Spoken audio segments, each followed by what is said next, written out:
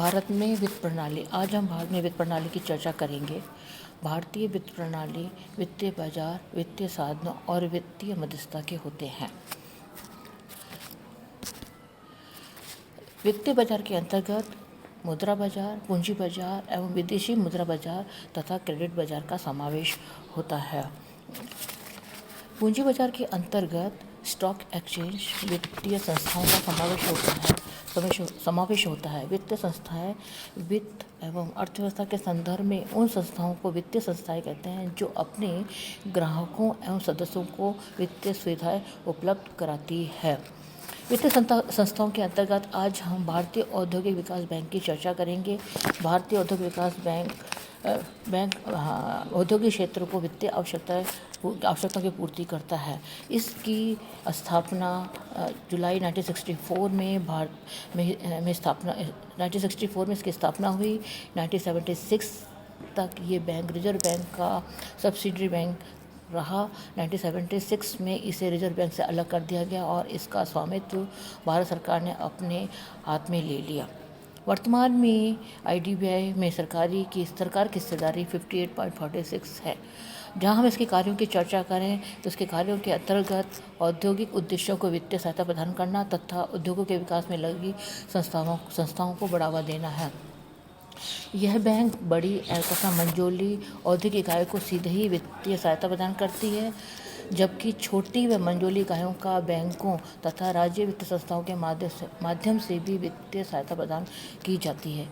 इसके अतिरिक्त सरकार ने भारतीय औद्योगिक विकास बैंक की स्थिति में सुधार के लिए 1 अक्टूबर 2004 से इसका निगमीकरण कर दिया। इसे एक वाणिज्य बैंकिंग कंपनी के रूप में परिवर्तित कर दिया था।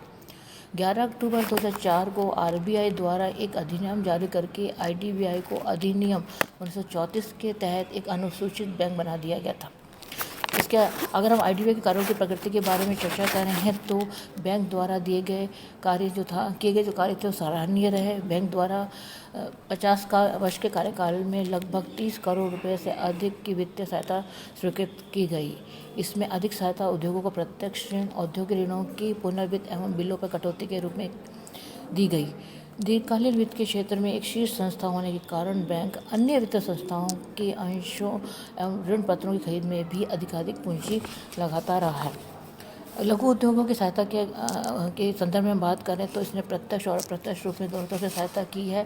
प्रत्यक्ष रूप में परियोजना ऋण, अभिगोपन एवं प्रत्यक्ष अभिदान, उधार या सुलभ ऋण, तकनीकी विकास निधि और स्थगित भुगतानों एवं ऋणों की गारंटियों में अपना योगदान दिया है। अप्रत्यक्ष सहायता के अंतर्गत औद्योगिक ऋणों के लिए पुनर्वित्त की सुविधा, बिल डिस्काउंटिंग, वित्तीय संस्थाओं के अंशों एवं ऋण पत्रों में अभिदान, बीज पूंजी सहायता में अपनी सहायता प्रदान की है। इसके अतिरिक्त उद्योगों में उद्योगवार सहायता, राज्यवार सहायता, क्षेत्रवार सहायता, पुनर्वित्त सहायता, निर्यात ऋणों एवं स्थगित भुगतानों के लिए गारंटी प्रदान की है।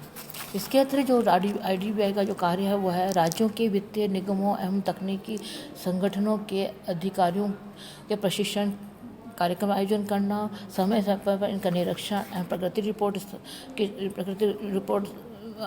पेश करना, वित्तीय परामर्श, अध्ययन, अनुसंधान, सर्वेक्षण करता रहा है। नरम उधार योजना भी इसके तहत ही आती है। अगर हम इसके अलावा जो IDBI द्वारा उठाए गए कदम हैं उनके अंतर्गत है भारत सरकार के सहयोग से IDBI द्वारा राष्ट्रीय इक्विटी कोष की स्थापना की गई।